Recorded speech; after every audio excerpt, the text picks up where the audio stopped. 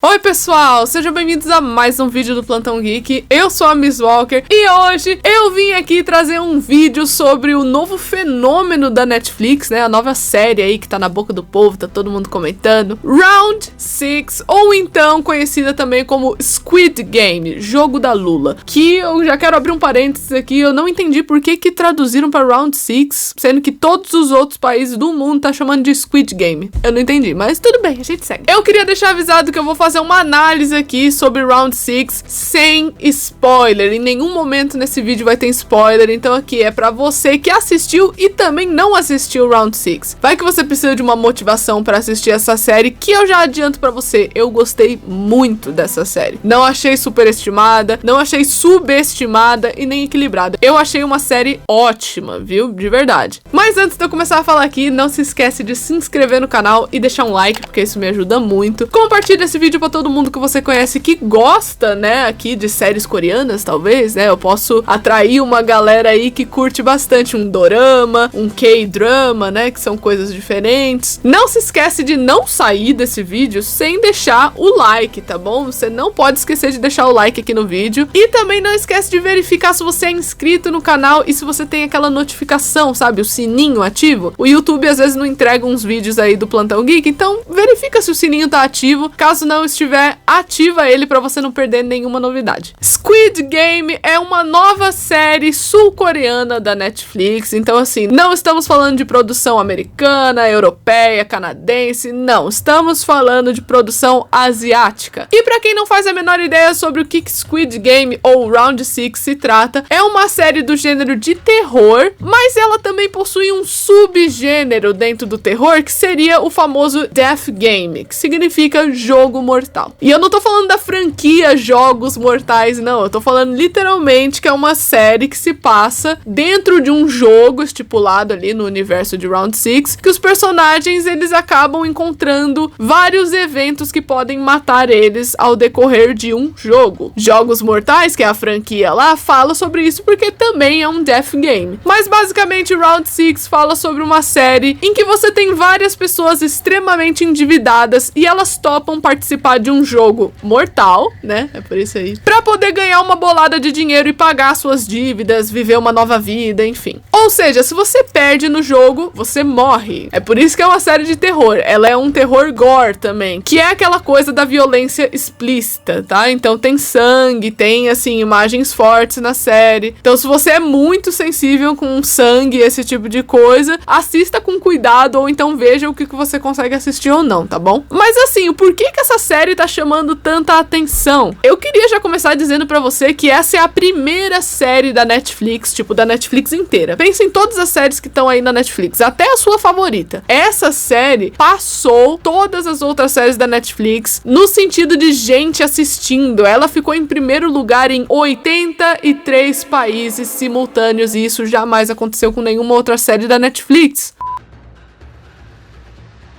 Você tem algumas outras séries que ficam em primeiro em alguns lugares específicos. Round 6 não, ficou em primeiro lugar em 83 países simultaneamente. Então assim, essa série não está de brincadeira. E antes de eu começar a minha crítica, eu preciso fazer alguns comentários aqui, porque eu sei que Round 6 possivelmente pode ser o primeiro contato de muitas pessoas com a filmografia asiática, né? Com produção asiática. E assim, ultimamente, cada vez mais a produção asiática tá ganhando espaço no audiovisual, né? Não é de hoje. Round 6 é apenas mais uma produção que deu muito certo. E assim, indo pro gênero que Round 6 roda ali, né? Que seria o terror, o Death Game. Eu queria já falar aqui pra vocês que os asiáticos, eles são muito bons em fazer terror, tá? Porque não é de hoje que eles fazem esse tipo de coisa. Por exemplo, a gente tem uma saga de livros que se chama Battle Royale, de 1999, que fala sobre vários jogos mortais que existem ali, né? Naquele universo constituído pelos livros, que são, por sinal, japoneses, né? Ou seja, uma saga literária japonesa que fala de Death Games já em 1999. E por que eu tô comentando essas coisas? Eu tô comentando essa mini backstory de filmografia asiática aqui, porque tem uma galera no Twitter que eu apelidei de Os Chatos, que eles vivem falando, assim, de filmografia asiática como se eles tivessem que copiar as pessoas, né, por aí, sendo que na hora de você ver um filme americano, você não fica pensando se o filme copiou não sei quem, né? A galera tá exigindo muita originalidade de produções que não são norte-americanas, e isso inclui a produção asiática. E eu já queria deixar o meu parecer aqui, que pra mim, Round Six não copiou ninguém. Não tem nada a ver com nenhuma outra série, assim. Porque eles têm o próprio tipo de fazer a série. Eu até brinquei no Twitter, eu falei, nossa, uma maneira fácil de você explicar Round Six pras pessoas é você juntar Jogos Mortais com Jogos Vorazes e com o filme Parasita. Só que assim, foi uma brincadeira envolvendo referência. Eu não falei que Round Six parecia idêntico a essas produções, porque não é. Teve uma galera na internet também que comparou com La Casa de Papel, sendo que não tem nada a ver, pelo amor de Deus. Então assim, eu tô fazendo esse big parênteses pra vocês entenderem que produção asiática, no quesito de terror, eles sempre foram muito bons. Falando assim um pouco de terror, vocês conhecem a Samara? Aquela do poço, sabe? Do filme O Chamado? Então saibam que O Chamado é uma adaptação de um filme japonês chamado Ringo, de 1998, que é literalmente a história da Samara. Então os caras pegaram um filme japonês e fizeram uma versão americana. Você tem uma outra produção japonesa, também de 98, que se chama Ju-On. E assim, eu peço muitas desculpas pela minha pronúncia, porque eu não sei falar coreano, eu não sei falar japonês, né? Enfim, eu não falo nenhuma língua asiática, então eu já peço desculpas da minha pronúncia, que com certeza vai estar errada. Mas essa franquia aí que eu acabei de mencionar, ela baseou a franquia de filmes norte-americana de O Grito. Sabe esse filme, O Grito, que tem aquele menino terrível, sabe? Que invade o pesadelo da galera. Então, de novo, é baseado num produto asiático. Envolvendo a Netflix mesmo, Round Six não é a primeira produção asiática envolvendo Death Game que tem ali no serviço de streaming. Tem uma galera, por exemplo, que assiste Alice in Borderland, que conta a história de várias pessoas que precisam entrar em vários jogos num Japão completamente vazio. Tipo, todo mundo sumiu do Japão, aí só tem uma galera que precisa jogar alguns jogos ali mortais no meio da cidade. Esse boom da cultura asiática, como eu falei, ele é tão nítido que em 2019 o melhor Oscar de filme que teve, né, que é a principal categoria do Oscar, foi de Parasita, um filme sul-coreano que premiou também o diretor Bong Joon-ho. Uma das coisas importantes de eu falar também, antes de eu começar direto aqui a análise de Round Six, é que você não pode avaliar um filme norte-americano da mesma forma que você avalia um filme asiático. Porque o filme asiático, apesar de todos eles, né, o mundo todo usa os mesmos conceitos de audiovisual, só que cada cultura é uma cultura e ela deve ser respeitada. Então a maneira que eles trabalham esses conceitos é diferente. Por exemplo, os filmes sul-coreanos, eles gostam bastante de aprofundar críticas sociais envolvendo a própria sociedade deles, né? Então a maneira como as mulheres são vistas, a maneira como funciona ali uma separação social, né, baseada em bens e tudo mais, quem é mais rico, quem é mais pobre. Eles gostam de fazer crítica assim. E não é que em outras produções não existam críticas sociais nem nada do tipo, mas é que filmes sul-coreanos, né, séries e produções asiáticas voltadas pra isso, comentam com muito mais frequência, porque é uma forma de você conhecer um pouco da sociedade deles e da cultura deles. Eles respeitam muito a própria cultura. Inclusive, eu comentei brincando de uma outra diferença, né, de uma produção asiática com uma produção norte-americana, é que a produção asiática é extremamente objetiva na hora de construir cena. O que, por exemplo, se você avaliar pensando, né, se baseando apenas em Estados Unidos e Hollywood, você vai considerar que você tá sendo enrolado enquanto você tá assistindo o negócio. Eu vou dar um exemplo pra você entender. Imagina que você tem um personagem que ele vai fazer uma ligação. Então, um personagem americano, ele simplesmente vai virar e falar: ah, eu preciso ligar pro meu irmão, um momento.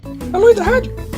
O norte-americano vai fazer uma cena desse jeito, pegar o telefone e ligar. O filme asiático, e a galera pode até perceber em Round Six que eles fazem bastante isso, né? Porque, é claro, é uma série sul-coreana. Eles fazem uma cena de telefone tipo assim: ah, mas você vai ver, eu vou ligar pro meu irmão que trabalha na polícia e eu tenho o número dele aqui no meu histórico do celular. Eu vou ligar, ele vai vir até aqui pra falar com você. Ou seja, ele justifica aonde que ele vai ligar, pra quem, como, né, que ele tem o número dessa pessoa, sendo que é um negócio que fica no subconsciente. Se você vai ligar, obviamente você tem o número da pessoa, mas o asiático, ele gosta de mastigar mais a informação, né? Então isso é uma característica de filme asiático, não é erro nem nada assim, é só uma característica deles, de como eles aplicam um conceito narrativo. E de novo, eu tô fazendo esse parênteses gigante aqui, gente, porque é importante saber o contexto das coisas antes de ver, pelo amor de Deus, pra você não olhar pra uma série diferente da que você tá acostumado a ver e falar que é ruim, sendo que de repente você não gostou de como eles eles aplicam um conceito, mas você não sabe explicar na sua cabeça, é isso? Porque, obviamente, né, a galera dificilmente vai trabalhar com cinema e tal, você é público geral, né, você só tem que gostar da história. E às vezes a gente tem um pouquinho de preconceito com histórias diferentes, principalmente quando nunca viu uma desse tipo, sendo que tem todo um contexto por trás disso, né, então eu me senti meio que assim, no dever, né, como uma pessoa que trabalha com cinema, a falar pra vocês que existe sim uma diferença entre as produções. Mas não é uma diferença na questão de ser pior ou melhor, é uma diferença na questão de como eles aplicam o conceito. Agora, indo mais focado em Round 6 e o que eu achei da série, a primeira coisa que eu tenho a elogiar é justamente a parte de crítica social, que os caras fazem uma crítica enorme a capitalismo, né? Aquela questão de você ter gente rica observando os pobres, digamos assim, lutando pra conseguir dinheiro, lutando pra sobreviver, literalmente, sabe? Eles pegam uma coisa e colocam de maneira literal na tela. Então fica aquela coisa assim de, meu Deus, enquanto os ricos tá de boa, os pobres ficam se matando, literalmente, pra conseguir dinheiro. E é claro que isso abre vertente, essa crítica ao capitalismo, né, que Round 6 apresenta, você pode ter várias interpretações diferentes, é muito aberto e isso é muito legal. Outra crítica interessante é justamente a maneira que as mulheres são vistas, né, na Coreia do Sul e até mesmo na Coreia do Norte também, porque a gente tem uma personagem lá que é norte-coreana, porque eles questionam constantemente, né, o papel da mulher na sociedade ali coreana, né, seja ela sul-coreana ou norte-coreana. E eles usam isso de crítica e também é muito bacana, né, essa parte que eles escolhem falar sobre isso, eu achei muito legal. Eles também debatem muito sobre a própria força, né, o que você é capaz de você fazer quando você tem um objetivo, quando você tá desesperado, quando você tá agindo por instinto, você pode ser muito mais forte do que pensa, sabe? Você pode se considerar super fraco, né? Uma pessoa que não é capaz de muita coisa, sendo que você pode explorar a própria força de muitas maneiras. Essa série também apresenta uma definição perfeita de caracterização e personagem. Eu já expliquei aqui no canal uma vez, eu vou explicar rapidinho o que é isso. Basicamente, existe uma diferença em audiovisual entre caracterização e personagem. Caracterização é como o personagem é visto, é como você interpreta que ele é com base em achismo. Personagem é quem o personagem realmente é. Você só vai saber quem o personagem realmente é quando ele for colocado sob pressão. E a gente tá falando aqui de um jogo que, se o personagem não agir adequadamente, ele morre. Ou então o adequado pro personagem pode ser questionável e isso pode fazer você ter novas interpretações sobre ele. Isso pra mim criou uma ideia de que não existe personagem do bem e do mal em Round 6. Você tem personagens que são muito complexos, que eles acertam, eles erram, eles fazem uma cagada aqui, eles fazem coisas brutais ali. Então eles são extremamente assertivos, mas ao mesmo tempo eles são muito complexos e conflituosos, sabe? E isso é muito interessante, porque fica colocando os personagens numa balança pro público escolher quem eles gostam e quem eles não gostam. Afinal de contas, tá todo mundo no mesmo jogo, são todos iguais. Eles todos fizeram alguma coisa pra impulsionar eles a estarem ali. Então eles têm muitas questões a serem debatidas, sim, e isso é muito interessante. Uma forma bacana que eles usaram pra explicar um pouquinho, né, de caracterização e personagem foi numa cena envolvendo um botão. É tudo que eu posso mencionar, né, que eles têm que apertar entre um botão ou outro pra decidir alguma coisa, né. E aí você consegue ver um pouquinho sobre a ambição de cada personagem a partir da escolha do botão. É uma coisa muito simples. Você não questiona o porquê que o personagem tá ali. Você entende a motivação dele, você entende do porquê que ele topou isso. E é muito importante você ter uma coisa bem definida assim, principalmente num subgênero de death game, porque senão fica parecendo que a galera é um bando de doidos, sabe? Tipo, ai, nossa, topou um negócio, uma loucura e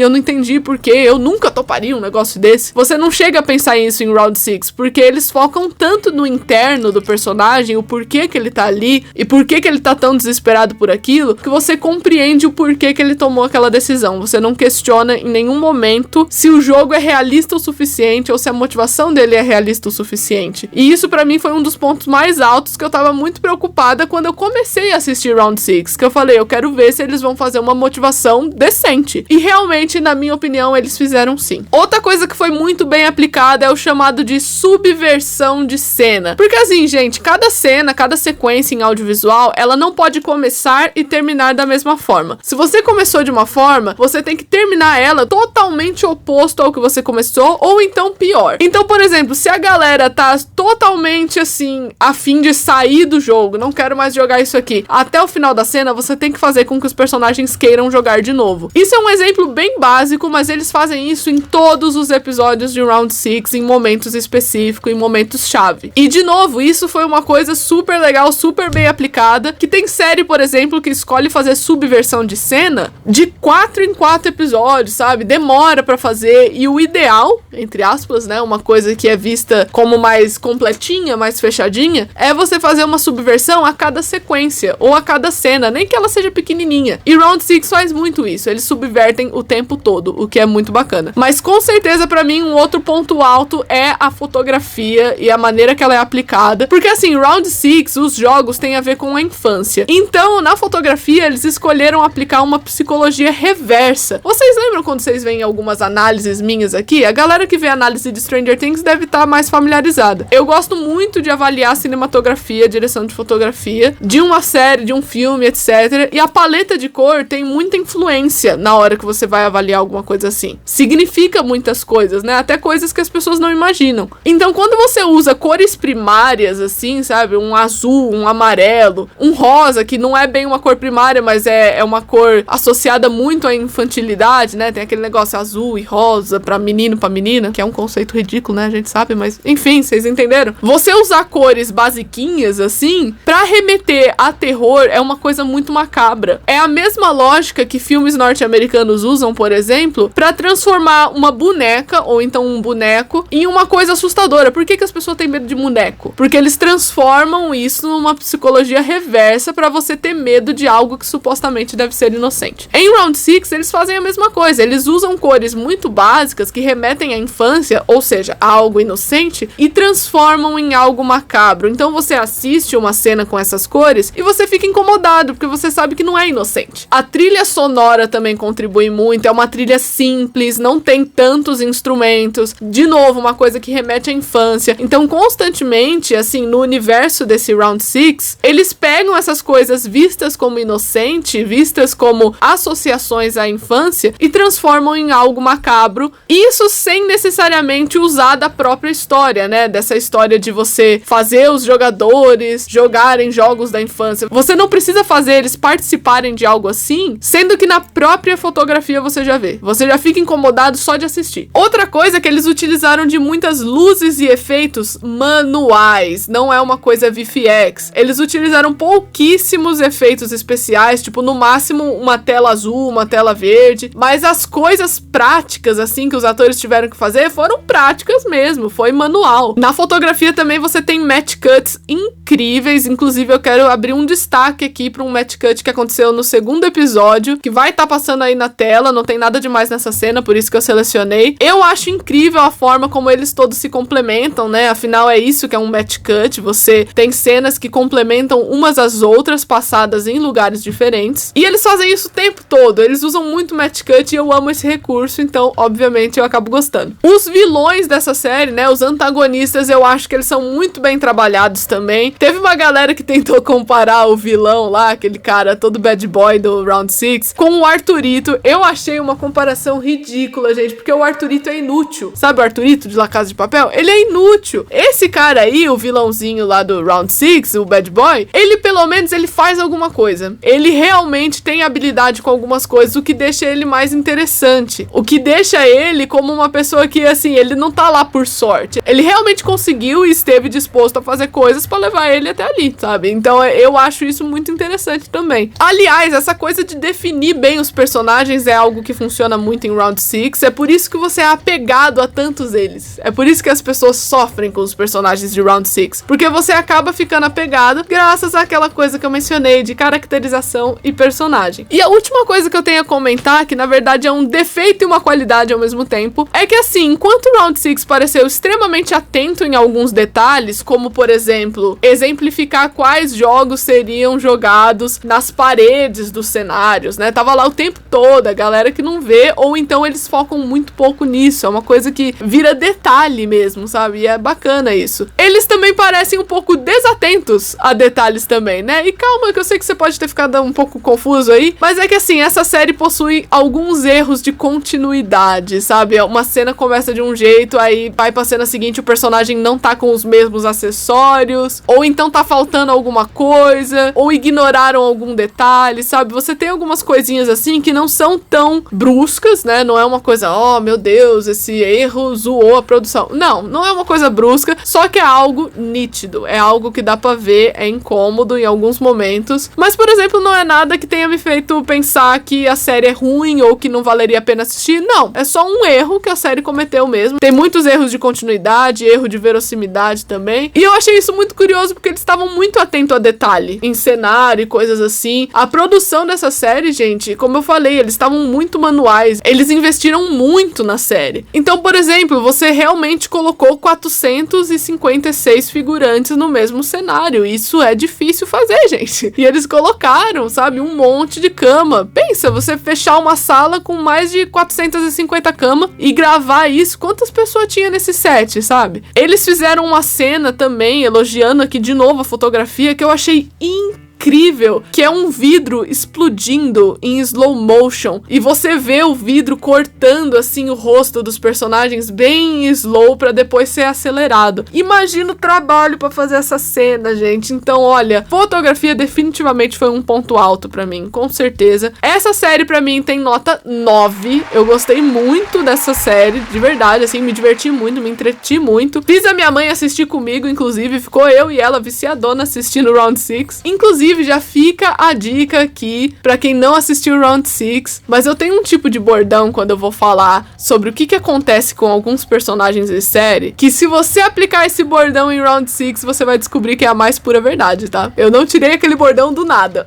Assim, vou deixar no ar o que isso significa. É uma coisinha aí que envolve corpo. Pegou, né? Pegou. E assim, eu não posso encerrar esse vídeo sem falar o que eu acho que vai acontecer, né, pro futuro de Round 6 e tudo mais, no sentido de vai haver uma segunda temporada ou não. E eu, honestamente, gente, eu acho que não. Porque o cara lá que escreveu a série, ele começou a escrever a série em 2008 e ele até hoje não pensou em continuação, sabe? Ele não quer. Faz 14 anos e ele não quer escrever, sabe? Então foi isso que ele pensou. Foi uma história desse jeito, meio aberta mesmo. E a gente que lute. E eu, honestamente, acho que ele seria muito inteligente se ele encerrasse apenas em uma temporada, porque ele encerraria no auge, sabe? Seria, por exemplo, o que Breaking Bad fez. Encerrou no auge. Então é isso, eu espero que vocês tenham gostado do vídeo de hoje. Comenta aí embaixo o que você achou de Round 6, mas por favor, seja respeitoso, seja respeitosa com spoiler, não comenta spoiler escancarado aí de personagem que morre e coisa assim, pelo amor de Deus, que tem gente que não assistiu ainda. Compartilha esse vídeo pra todo mundo que você conhece que também assistiu Round 6, ou então que curte, né, uma série coreana, né, um dorama, esse tipo de coisa. Deixa o seu like também nesse vídeo, não sai sem deixar ele, e eu vejo vocês no próximo vídeo. Tchau!